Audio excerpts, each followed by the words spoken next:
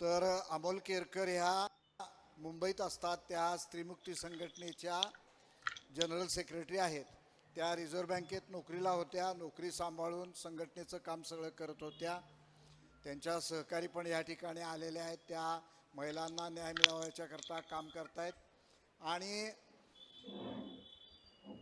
75 सालामध्ये युनोनं स्त्रियांचं वर्ष जाहीर केलं आणि स्त्रियांनी स्वतःचा विचार केला पाहिजे असा आमच्या देशातही विचार सुरू झाला. त्याच्या आधी सावित्रीबाईंनी काम केलं होतं, अनेकांनी काम केलं होतं, पण अधिकृत पातळीवर मात्र म्हणायला लागले की स्त्रियांनी विचार केला पाहिजे. आणि मग त्यावेळेला मला वाटते 50 वर्षापूर्वी ही कॉलेजला असावी आणि मग सगळ्या मुली महिला जमायला लागल्या आणि त्यांनी संघटना तयार केली आणि गेली 50 वर्ष जागृतीचं आणि महिलांना न्याय मिळावा याच्याकरताचं जे काम आहे ते मुंबईतनं चालवत आहेत. टीमवर्क असते, एकटं कोण काय करत नसते. त्यांची मोठी टीम आहे संघटना म्हणून, ती टीम म्हणून त्यांनी चांगलं काम चालवलेलं आहे आणि म्हणून आपण त्यांना या ठिकाणी आज बोलवलेलं आहे.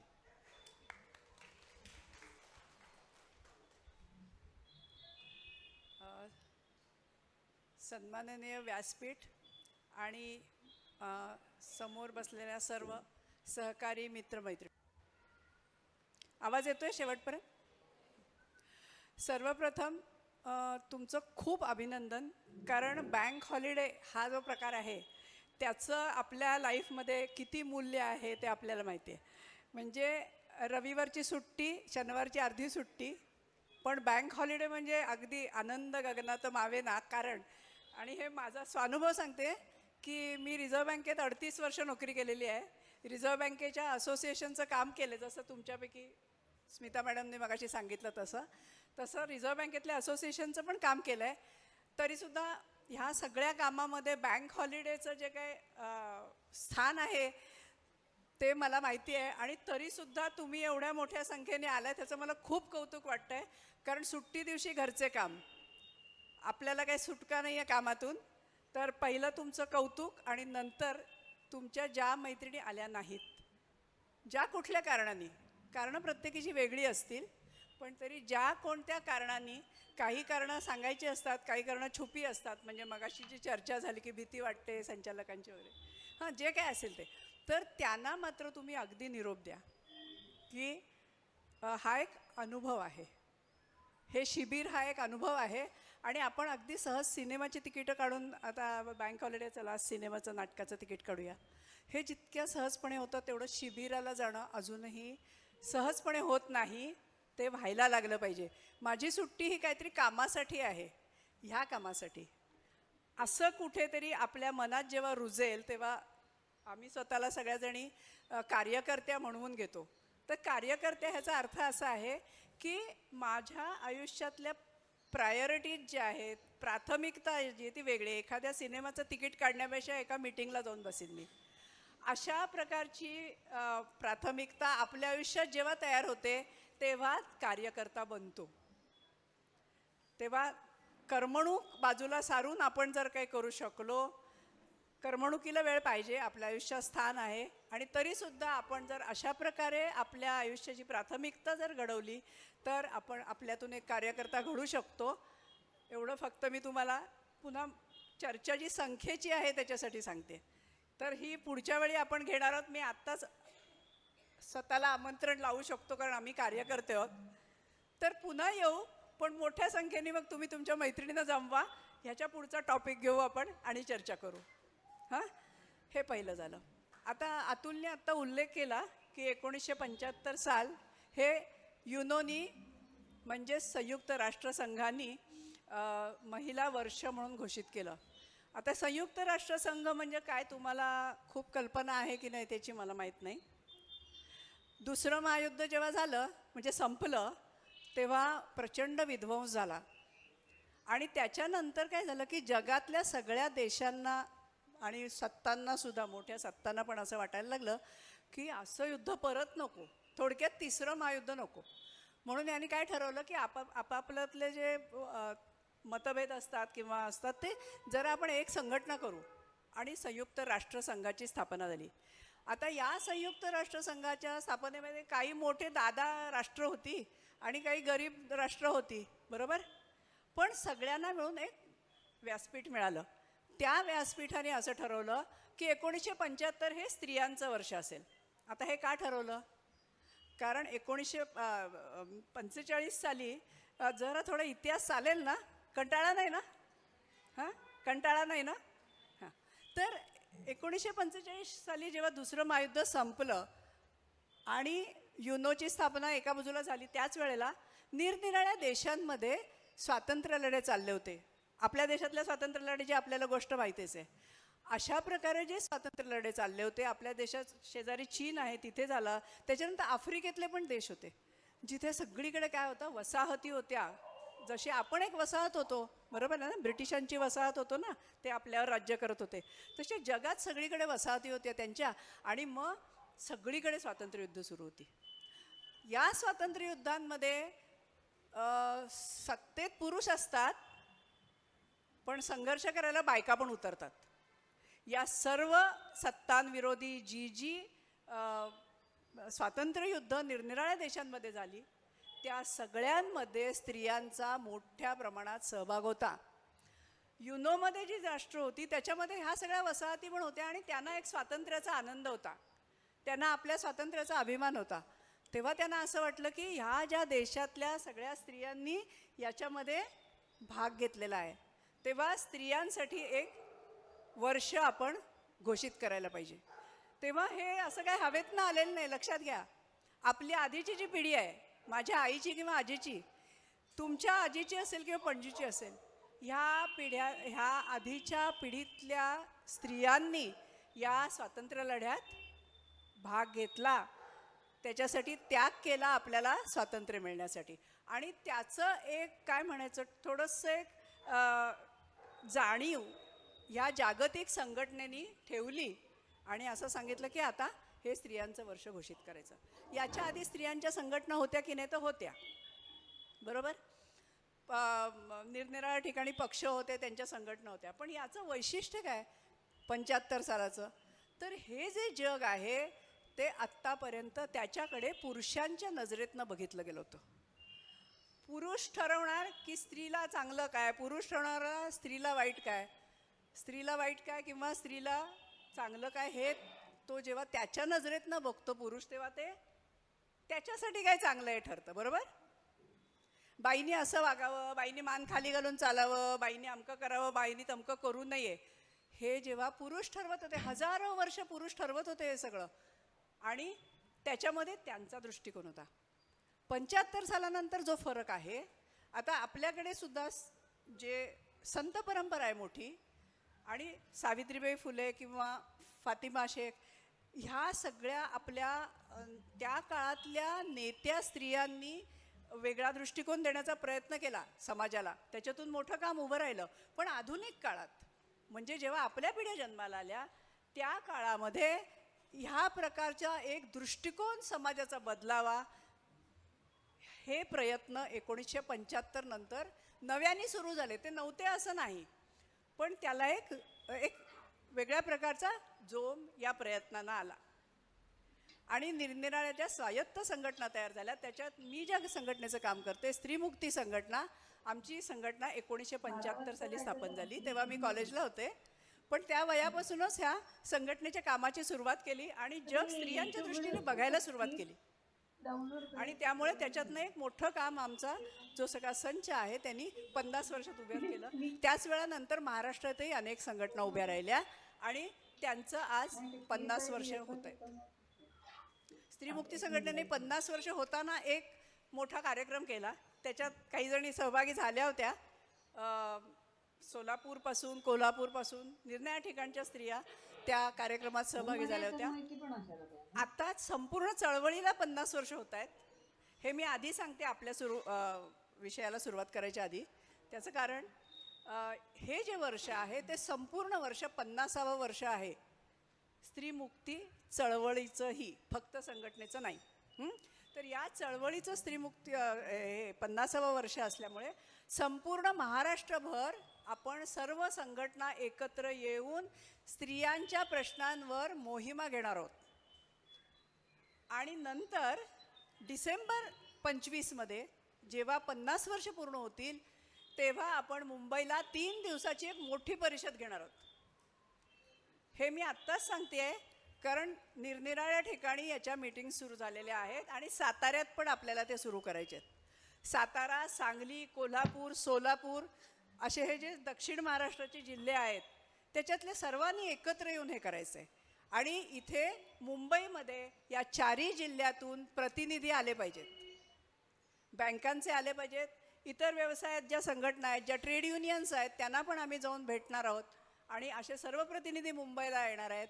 तर मी तुम्हाला आज या निमित्तानं त्या परिषदेच्या वतीने तुम्हाला आमंत्रण देते की या सबंध मोहिमांमध्ये तुम्ही सहभागी व्हा आणि या परिषदेमध्ये सहभागी व्हा. आणि दक्षिण महाराष्ट्र जे आहे म्हणजे सातारा, सांगली, कोल्हापूर, सोलापूर या 4ही याच्यातनं मोठी टीम मुंबईला आली पाहिजे. हां, एवढी आपण आज या निमित्ताने एवढं तरी ठरवूया. मला खूप विश्वास वाटतो की बँक हॉलिडेच्या दिवशी तुम्ही ज्या पद्धतीने इथे आलायत तर हे नक्की करू शकाल. दुसरं मला आल्याबरोबर एक लक्षात आली गोष्ट की ही सगळी पुढची पिढी आहे.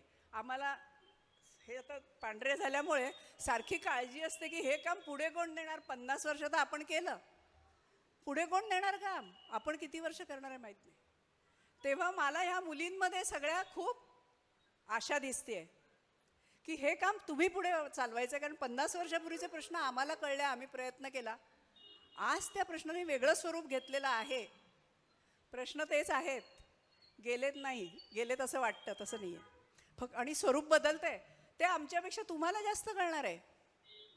आत्ताच्या समाजापुढे जे प्रश्न आहेत, नवीन पिढीपुढे जे प्रश्न आहेत ते आमच्यापेक्षा तुम्हाला जास्त कळणार आहेत.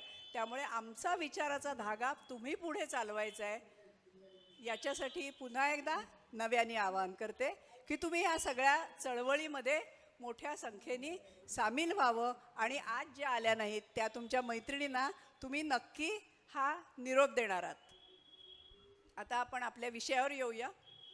ज्या 1975 सालाचा मी उल्लेख केला महिला वर्ष म्हणून, त्याच्या 1 वर्ष आधी म्हणजे 1974 साली भारतामध्ये एक महत्त्वाचा अहवाल आला.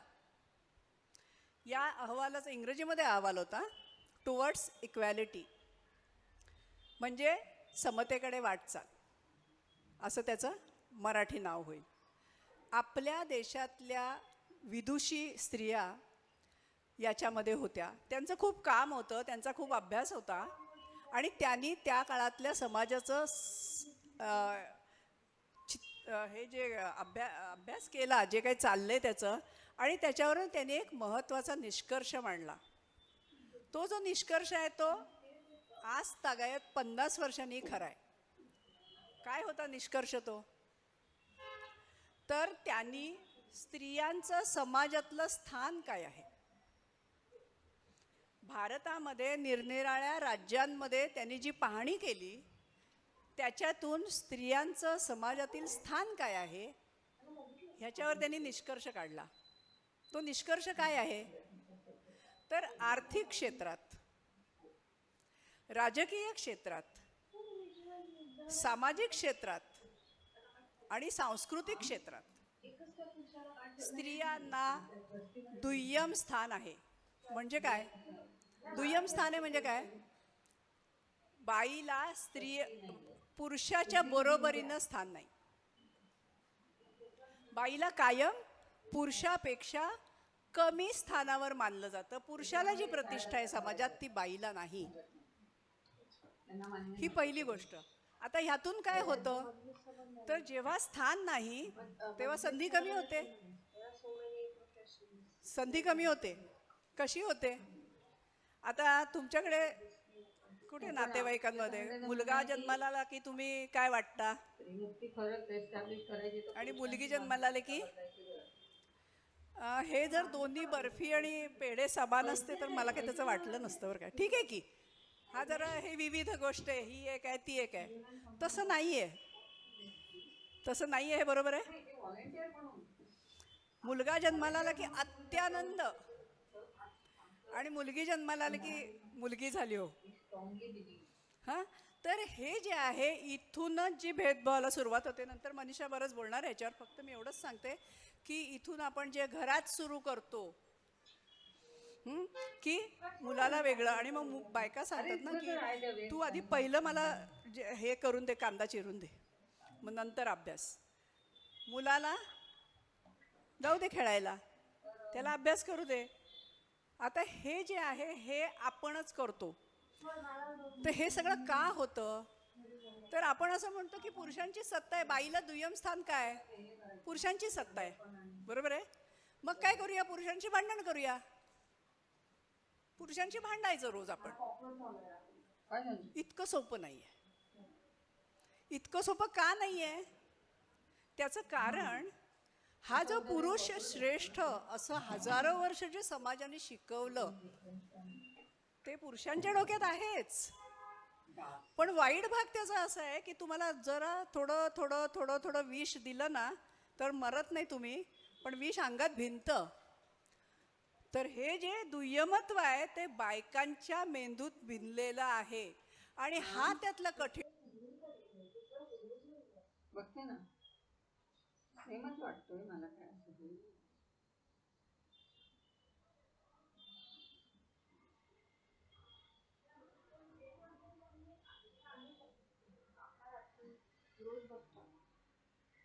त्यांना विचार ना, सॉफ्ट तू मागच्या वेळी मीडियम म्हणून आणलेलं.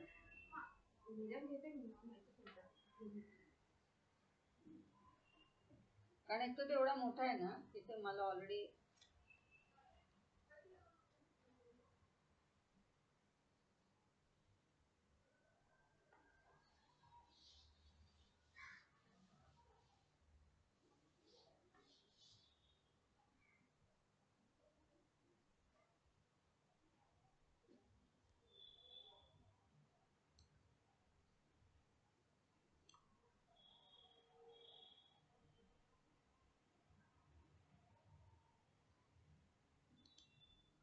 पुरुष असा किंवा स्त्री असा कोणत्याही कर्मचाऱ्याला तेवढंच वेतन आहे. पण तुम्ही शेतावर जा, शेतमजूर स्त्रीची काय परिस्थिती आहे? जे वेतन पुरुषाला मिळतं ते बाईला मिळत नाहीये. म्हणजे आर्थिकदृष्ट्या काय होतं की पुरुष जास्त सक्षम होतो, बाई मागे पडते.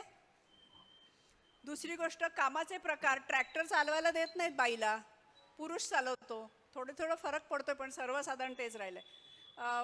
मजुरीच्या ठिकाणी पुरुषाला वेगळं काम दिलं जातं, बाईला वेगळं काम दिलं जातं. बाईला संधीच नाही आहे, फक्त पाट्या व्हायच्या, कुठलंही स्किल नाही. गवंडी बघा, सुतार बघा, सगळे प्लंबर बघा, आहेत बायका असल्या तरी अगदी थोड्या आहेत. ITI मधून आजकाल थोड्या प्रमाणात मुली तयार होतात, नाही असं नाही. पण हे सगळं जे सर्वसाधारण समाजाचं चित्र आणि आपलं घरातलं चित्र आहे की माझ्या मुलीचं लग्न झालं पाहिजे, मुलाला नोकरी मिळाली पाहिजे, हे आधी बायका पण सोडत नाही आहेत. तेव्हा ही जी रोजगाराची संधी आहे, एवढं करून, कारण त्या लग्नासाठी खटपट करायची आणि कशाला, तर तो त्याचा मार खायचा, आधी बापाचा मार खायचा, नंतर त्या नवऱ्याचा मार खायचा आणि म्हातारपणी मुलाचा मार खायचा. म्हणजे संरक्षण जे आहे त्यांनी करायचं, त्याच्याऐवजी मार खायचा. त्याच्यापेक्षा मुलीला पायावर उभी करा ना, तिला शिक्षण द्या, तिला कौशल्य द्या एखादं, जेणेकरून ती स्वतःच्या पायावर उभी राहील. म्हणजे हे आर्थिक जे चित्र आहे आपल्या समाजाचं की सगळीकडे मुलगी मागे पडलेली, सारखं ते एकच ध्येय आयुष्याचं की लग्न. लग्नानंतर संपत नाही, लग्न झाल्यावर काय, मुलगा होण्यासाठी मध्ये ते केवढ्या मोठ्या प्रमाणात, म्हणजे नवीन हे येईपर्यंत की मुलीचा गर्भ पाडून टाका, कटकट नको, हुंडाई द्यायला नको आणि त्रास कशाला. हे समाजातला इतका भयान दृष्टिकोन आहे. पोरीला जन्मालाच यायला देत नाहीत तर तिची रोजगार, तिचं शिक्षण काही पडलीच नाही आहे. हे सगळं जे समाजात आहे ते बदलायसाठी आपण उभे आहोत. इकडे लक्षात घ्या, समाजात जे वाईट आहे ते आपण बदलायसाठी, कारण कुठेतरी आपण या विचारांचे वाहक आहोत का जरा तपासायला पाहिजे बरं का. प्रत्येकीने थोडं आपल्या मनाचा विचार करायला पाहिजे की आपणही या ह्याचे वाहक आहोत का. आणि ते वाहक, तुमचा जो आत्ताचा एज ग्रुप आहे सगळा, त्याच्यामध्ये तुमच्या मुली लहान असणार आहेत, तर आपण काय करणार आहोत, यातून काय घडवणार आहोत. सशक्त नागरिक देशाचे त्या मुली असल्या पाहिजेत, बरोबर आहे ना. तर ह्याच्यासाठी मुलींना घडवताना ती श्रम बाजारात उभी राहू शकली पाहिजे. तुम्हाला एक हे सांगते, क्लॉडियाचं आडनाव काय? एक अमेरिकेतली शास्त्रज्ञ आहे. तिने 200 वर्षाचा अमेरिकेतला डेटा गोळा केला. डेटा कळतोय ना? अभ्यास केला. श्रम बाजारात स्त्रिया होतात त्यांचं काय होतं. आणि 200 वर्षाच्या ह्याच्यात तिला असं लक्षात आलं की पहिली गोष्ट म्हणजे हे जे बोलले ते की बायकांकडे स्किल नाही, शिक्षण नाही हा एक भाग, त्याच्या बरोबरीने नोकऱ्यांचे जे प्रकार असतात ज्याच्यामध्ये खूप चांगल्या नोकऱ्या आहेत, ज्याच्यामध्ये संध्याकाळी थांबायला लागतं, मीटिंग्ज असतात, सारखा प्रवास करावा लागतो, दुसरीकडून राहावं लागतं, अशा प्रकारच्या नोकऱ्यांना पगार जास्त असतात. आणि 10 ते 5 संध्याकाळी घरी यायचं, रविवारी सुट्टी, या प्रकारच्या ज्या नोकऱ्या असतात त्यांना कमी पगार असतो. आता तुम्ही जर बघाल तर जे तिने 200 वर्ष अमेरिकेत काय जे झालं ते सांगितलं त्याच्याबद्दल तिला नोबेल प्राईज मिळालं. बरं का, बायकांना नोबेल प्राईज मिळणं ही अतिशय कठीण गोष्ट आहे. अतिशय कठीण गोष्ट आहे. इतक्या हाताच्या बोटावर मोजण्या एवढ्या बायका. नोबेल प्राईज माहिती आहे ना तुम्हाला? संबंध जगातलं प्राईज आहे. एकेका विषयाला एक एक असतं. तर अर्थशास्त्रातलं आणखी कठीण. तर त्या बाईनी 200 वर्षाचा जो अभ्यास केला तो आपल्यालाही लागू आहे की श्रम बाजारात बाई उभी राहते तेव्हा काय होतं तर ती अशा प्रकारच्या नोकऱ्यांच्या मागे लागते की ज्या तिने म्हटलं की ही आईची नोकरी. आईची नोकरी का? कारण नोकरी झाल्यावर मी घरी जाऊन घर सांभाळणार आहे, माझ्या मुलाबाळांचं सगळं करणार आहे. चुकीचं नाही आहे ते. म्हणजे आपल्या मुलाबाळांची तुम्ही दुर्दशा करा असं कोणी म्हणत नाही आहे. त्याच्यासाठी आणखी त्याचा काहीतरी वेगळा विचार केलेला आहे चळवळीत. पुन्हा पुढच्या वेळेचं मी तुम्हाला एक हे देते, प्रॉमिस, की आपण बोलूया. हां, समाजाने याचा हे घ्यायला पाहिजे, जबाबदाऱ्या काही मोठ्या प्रमाणात. म्हणजे अगदी साधं आहे, पाळणाघर उभी करा, हां, जेवणघर उभी करा, ज्याच्यातून बाई चांगल्या प्रकारच्या नोकऱ्या, जास्त पैसे असलेल्या नोकऱ्या घेऊ शकेल. तर हा जो अमेरिकेला 200 वर्ष चालणार आहे तर आपल्याकडे अजूनही आर्थिक ह्याच्यावर आहे की नाही? बायकांच्या नोकऱ्या वेगळ्या, पुरुषांच्या वेगळ्या. आता ह्या पिढीतल्या म्हणजे तुमच्या पिढीतल्या मुली बऱ्याच चॅलेंजिंग जॉब्स घ्यायला लागलेल्या आहेत, पण त्याची किंमत त्यांना चुकवायला लागते. ती त्यांची व्यक्तिगत स्वरूपात काय त्या करत असतात काम लॅपटॉपवर, म्हणजे जे काही चालवलेलं आहे मुलींच्या ह्याचं, तर मुलांनाही त्रासच आहे, पण पिळून काढतायत अक्षरशः. तर स्त्रियांनी हे पुढे घ्यायचं असेल तर त्याच्यासाठी पण समाजाने काहीतरी तरतूद केली पाहिजे ना त्याची. तरच बायका हे अशा प्रकारचे जॉब्स घेऊ शकतील. पण आपल्याकडे हळूहळू हे येतं आहे की बायकांनी पण असे चॅलेंजिंग जॉब्स घ्यायचे आहेत. पण सर्वसाधारण खेडेगावात अजूनही लग्न हे एकच मेव ध्येय लोकांच्या समोर आहे. आता त्याचा दुसरा भाग असा आहे की एखाद्या बाईला विचारलं तू काय करतेस तर मी सांगेन मी रिझर्व्ह बँकेत नोकरी करते. तुम्ही काय सांगाल की मी सातारा DCC मध्ये नोकरी करते. एखादी बाई घरी आहे, हां, तर ती नोकरी नाही करत आहे, मग तिला विचारलं तू काय करते, नाही मी काय नाही करत. नाही मी काही नाही करत हे कसं येतं तोंडात? ती बाई सकाळी उठल्यापासून मरमर मरते. आपण जी कामं सकाळी आणि संध्याकाळी अशी घाईघाईत करून टाकतो कारण ते 8-10 तास मधले जायचे असतात. त्या बाईला ते दिवसभर सारखं चालूच असतं घरात. काय काय म्हणजे मला अशा हे भेटलेल्या आहेत गृहिणी, तुमच्यासाठी नोकरी केली असते तर बरं झालं असतो, निदान ह्यातनं रगाड्यातनं थोडी तरी सुटका.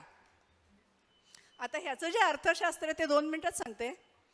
आपला नवरा किंवा समाजातला पुरुष जेव्हा नोकरीला जातो तेव्हा तो उद्या पुन्हा आजची ताकद मिळवून जाण्यासाठी त्याला ज्या सेवा लागतात, म्हणजे जेवण लागतं, स्वयंपाक तयार करणं, या सगळ्या सेवा त्याची बायको देते. म्हणून तो उद्या नोकरीला जातो, बरोबर? हा जो कामगार आहे तो उद्या त्या व्यवस्थेला दुसरा कामगार पाहिजे ना. आता आम्ही रिटायर झालो तर रिझर्व्ह बँकेत दुसरे लोक भरतात, तुम्ही रिटायर झालं की आणखी लोक भरणार, हे लागतात ना, त्या व्यवस्थेला लागतात कामगार. हे कामगार कुठून येतात तर पुन्हा ह्या कामगाराची बायको मुलांचं पण करते. जसं ती नवऱ्याचं करून आजचा कामगार जिवंत ठेवते तसा उद्याचा कामगार तीच निर्माण करते. ती घरात बसते आणि काय म्हणते की मी काहीच करत नाही. ती बाई उद्याचा म्हणजे देशातला उद्याचा कामगार तयार करते. लक्षात घ्या, तेव्हा प्रत्येक बाईने हे शिकलं पाहिजे की मी काहीच करत नाही, कुणीही उत्तर द्यायचं नाही.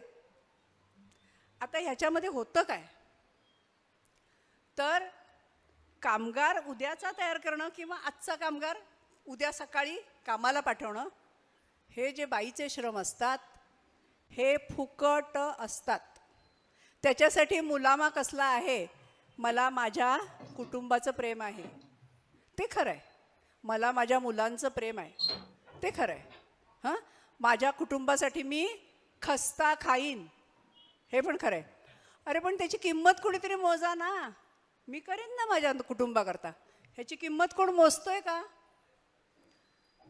कामगाराला त्याचं हे जे आहे तो कारखान्यात काम करतो, बँकेत काम करतो, त्याचं वेतन दिलं जातं ना, पण त्याच्यासाठी घर जे राबतंय ते श्रम फुकट घेतले जातात. आणि ते श्रम कोण घेते? कारखान्याचा मालक. बरोबर आहे, हे त्याच्यातलं अर्थशास्त्र आहे, लक्षात घ्या. बायकांची पिळवणूक कुठे कुठे होते, तर बायकांची पिळवणूक एक पहिली होते, ती कुठे होते, तर तुम्ही जेव्हा कामाला जाता तेव्हा पुरुषाच्या बरोबरीने पिळवणूक होते, आणि जेव्हा तुम्ही घरचं काम करता ते तुमचे श्रम. हे जरा कंटाळा आला का तुम्हाला? फार कंटाळा आला नाही? जरा अर्थशास्त्र कठीण आहे, अर्थशास्त्र कठीण आहे, कंटाळा आला तर आपण पुढच्या विषयावर जाऊया. हे समजून घ्यायचं की आपल्या श्रमांची लुबाडणूक चालू आहे, स्त्रियांच्या श्रमांची लुबाडणूक चालू आहे. स्त्रीला या श्रमाचे पैसे मिळत नाहीत, आणि फुकट कोणाला मिळत आहेत? जो कारखाना चालवतो त्याला. हे एक थोडक्यात सांगितलं मी. आता त्याच्या पुढे, आता ह्या सगळ्या काय म्हणायचं आर्थिक क्षेत्रामध्ये आपण एक बघितलं की मुलीला पहिल्यांदा शिक्षण द्यायचं नाही, कौशल्य द्यायचं नाही, तिचं लग्न हे तिच्या आयुष्याची ती कर्तव्यता, त्याची पुढची पायरी म्हणजे मुलगा झालाच पाहिजे. ह्या चक्रातनं बायकांनी सुटलं पाहिजे. लग्न झालं ठीकच आहे, नाही झालं ठीकच आहे. तुम्ही म्हणाल अरे वा तुम्ही लग्न करून बसला, आता आम्हाला असले सल्ले देता का? तसं नाही आहे. इति कर्तव्यता म्हणतो ना एक, तेच ध्येय आयुष्याचं, तसं राहता कामा नये. मुलींना आपण पहिलं काय केलं पाहिजे, पहिलं शिका, पायावर उभे राहा, मग तुमचा जोडीदार शोधा. मीच म्हणणार नाही माझ्या मुलीला की तू माझ्या जातीतला शोध आणि धर्मातला शोध. कशाला? तिला तिच्या मनाने जोडीदार शोधू दे, चांगलं असतं की. फक्त तिची फसवणूक होऊ नये म्हणून एवढी मदत करायची, आपण सपोर्ट करायचा, फसवणूक होऊ नये म्हणून. बरोबर आहे ना? पण जाती धर्माच्या भिंती कधी फोडणार आपण? आहेत पुढे गाणी ऐकायची आहेत, हां. तर आता मला वाटतं मी आर्थिक हे पूर्ण करते आता, हां. आणि दुसरी गोष्ट, आता त्याच्या पुढचं राजकीय. संविधानाने असा जसा आपल्याला जगण्याचा हक्क दिला तसा संविधानाने आपल्याला मतदानाचा हक्क दिला. म्हणजे काय, तर राजकीय हक्क दिला. जगण्याच्या हक्कात आर्थिक हक्क आहे आणि राजकीय हक्कात मतदानाचा हक्क आहे.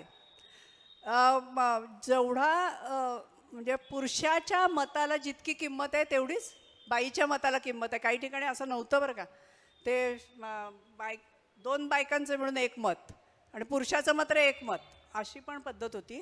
आणि जी आपण खूप सुधारलेले देश म्हणतो त्याच्यामध्ये बायकांनी लढा देऊन मिळवलेला आहे मतदानाचा अधिकारासाठी. त्या मोर्चा घेऊन रस्त्यावर आल्या, परंतु आपल्या देशात असं झालं नाही, कारण बाबासाहेब आंबेडकरांच्या अधिपत्याखाली जी मोठी संविधान समिती बसली होती त्यात 14 बायका होत्या, आणि त्यांनी विचार केलेला आहे हा सगळा की बायकांना मतदानाचा हक्क मिळाला पाहिजे.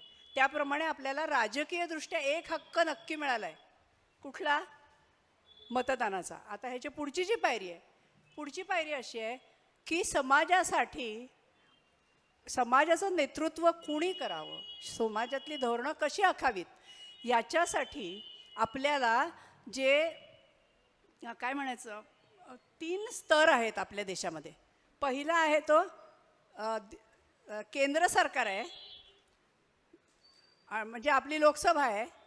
दुसरा आहे तो विधानसभा आहे, ज्यातून आपलं राज्य सरकार तयार होतं. आणि तिसरं स्थानिक पातळीवर सुद्धा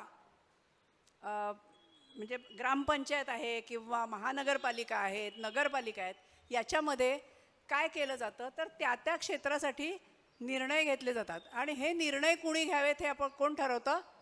ते मतदार ठरवतात. आपण सगळ्या निवडणुकांमध्ये मतदान करतो आणि हे ठरवतो. आता प्रश्न आहे की त्या निर्णय घेण्यामध्ये बायका किती आहेत? मतदार तर आपले सगळे आपण आहोतच, पण तो राजकीय निर्णय घेतला जातो तिथे किती स्त्रिया आहेत? तर आपल्याला असं लक्षात येतं की ह्या 75 वर्षामध्ये आपल्याकडे केंद्र म्हणजे लोकसभा आणि राज्यसभेमध्ये साधारण 10% स्त्रिया आहेत. समाजाचा अर्धा भाग स्त्रिया आहेत ना, 50% स्त्रिया असताना तिथे 10% जातात. याचा अर्थ काय आहे की आपल्याला राजकीय हक्क आपले मिळालेले नाहीत. कारण तिथे ज्या स्त्रिया आहेत त्यांच्यावर सुद्धा त्यांच्या पक्षांची बंधनं असतात. तेव्हा स्त्रियांच्या प्रश्नावर उभं राहणारं तिथे कमी आहे. दुसरी गोष्ट, तिथे आपण रिझर्वेशन मागितलेलं आहे, गेले 25 वर्ष झगडतोय की तिथे आम्हाला रिझर्वेशन द्या, 50% बायका येऊ देत. तर ते अजूनही होत नाही, खेळवत राहिलेत नुसते. आणि हा राजकीय अधिकार बायकांना दिला जात नाही. आता असं आहे, मग ते म्हणतील तुमचं तुम्ही मिळवा ना, रिझर्वेशन कशाला पाहिजे? तर राजकीय क्षेत्र आत्ता बाई पाय घालू शकते का त्या क्षेत्रात? सांगा. निवडणुकीला उभं राहायचं आहे, किती बायका इथले तयार होतील? कारण ते क्षेत्र पैसा आणि गुंडगिरी यांनी ग्रासलेलं क्षेत्र आहे. पैसा आणि गुंडगिरी इतकी आहे की सर्वसाधारणपणे बाई त्या क्षेत्रात पाय रोवून राहू शकत नाही. आणि काहीच नाही जमलं तर सगळ्यात सोपी गोष्ट, बाईचं शील म्हणजे भांडं काचेचं आणि थोड्याशा धक्क्याने तडकायचं. त्या बाईच्या शीलाला जे काही महत्त्व दिलेलं आहे, चारित्र्यावर 4 शिंतोडे उडवले की कामच भागतं. बरोबर आहे? बरोबर आहे का चूक आहे? बाई येऊ शकते का राजकीय क्षेत्रात? नाही येऊ शकत आहे. ज्या काही थोड्या बाया येत आहेत त्यासुद्धा प्रचंड त्रासाला, म्हणजे आता नवीन आलं आहे ना, आता ट्रोलिंग. पूर्वी तर ॲक्च्युली चालायला लागले तर मागून येऊन त्रास द्यायचे. आता घरी बसून ट्रोलिंग. जेवढं विज्ञान पुढे जात आहे त्याचा हा असा हे होतं आहे. आणि होतं आहे का याच्या सगळ्यात की बाई राजकीय क्षेत्रात पुढे जाणं फार कठीण झालेलं आहे. म्हणजे लोकसभेत आणि विधानसभेत आपल्याला 33% सुद्धा आरक्षण मिळत नाही. फक्त ग्रामपंचायतीला मिळालं. 73 आणि 74वी घटना दुरुस्ती झाली, त्याच्यामध्ये हे स्त्रियांना मिळालं. त्यामुळे बायका ग्रामपंचायतीवर निवडून आल्या आणि ज्या ग्रामपंचायतीच्या ऑफिसच्या समोरून त्यांना चप्पल घालून जायची परवानगी नव्हती. कारण मनूनी काय सांगितलं होतं, स्त्रिया आणि शूद्र कशाचेच अधिकारी नाहीत. ते छान समाजाने आपल्या लक्षात ठेवले बरं का. तो सांगून गेलाय कधीचा, पण आपल्या समाजाने लक्षात ठेवलं, ते विसरले नाहीत की स्त्रिया आणि शूद्र यांना कसलेही अधिकार नाहीत. मग तिकडे चप्पल काढायचं आणि चालायचं. तिथे बाई सत्तेत बसायला लागली. मग ह्यांनी सुरुवातीला ठरलं की ठीक आहे, बरंच आहे की ती बसू देत, निर्णय आम्ही घेणार. असं झालं सुरुवातीला. पण नंतर मात्र हळूहळू चित्र बदलायला लागलं आहे. सरपंच स्त्रिया होत आहेत, निर्णय घेत आहेत. चावडीवर हे आणूया, काय TV आणूया, याच्याऐवजी नळाला पाणी येते का बघूया, नळाची जोडणी करता येते का बघूया, अशा प्रकारचे नियम बदलायला लागलेत. तर हे सगळा जो काय फरक झाला तो निर्णय घेण्याच्या जागी पुरुषांच्या ऐवजी बाई बसली पाहिजे. म्हणजे सगळं आलबेल होईल असं नाही. त्या बाईला पण आपण जे म्हणतो की स्त्रीच्या दृष्टीतून जग बघणं, हे त्या बाईला पण आपण, स्त्री चळवळीची जबाबदारी आहे की तिथे ज्या बायका बसलेल्या आहेत त्यांना आपण हा दृष्टिकोन दिला पाहिजे. आणि त्या दृष्टीने ज्या अनेक संघटना काम करत आहेत त्याच्यात मासूम पण आहे, आलोचना आहे, किंवा म्हणजे महाराष्ट्रात अशा संघटना आहेत की ज्या त्या निवडून आलेल्या स्त्रियांना सांगतायत की असं केलं पाहिजे, तसं केलं पाहिजे. कारण उपजत तुम्ही निवडून आलात म्हणून तुम्हाला सगळे प्रश्न समजत नाहीत, त्याचा विचार करावा लागतो. तर त्या दृष्टीने राजकीय पटलावर आपल्याकडे हे जे 3 स्तर आहेत तिथे स्त्रियांचं एक म्हणजे आरक्षणाची मागणी लावून धरली पाहिजे. दुसरं म्हणजे जेव्हा स्त्रिया निवडून येतील, जे अत्यंत कठीण आहे, कारण मसल पॉवर आणि मनी पॉवर ह्याला तोंड देणं पुरुषालाही कठीण आहे. खरं म्हणजे बाईला ते कित्येक पटीने कठीण आहे. आणि त्यामुळे त्या सगळ्याला जर तोंड द्यायचं असेल तर त्याची एकच हे आहे की जशी तुमच्या ह्या लेवलला कशाच्या बँकेच्या लेवलला तुमची युनियन उभी राहते, तशी बाहेर समाजाच्या लेवलला काय उभं राहायला पाहिजे की अशा संघटना उभ्या राहायला पाहिजेत.